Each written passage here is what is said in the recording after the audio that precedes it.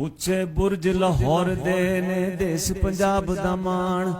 ਲਾਹੌਰ ਲਾਹੌਰ ਹਰ ਕੋਈ ਕਹਿੰਦਾ ਫਿਰ ਕੇ ਵੇਖ ਜਹਾਨ।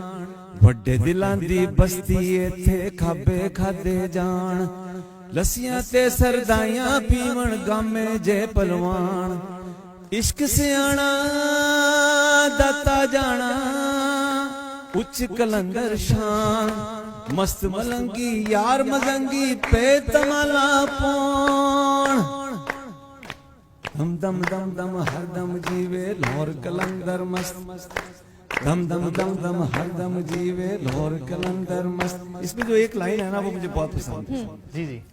सारी उम्रां दी टौर होवे, सारी उम्रां दी टौर होवे।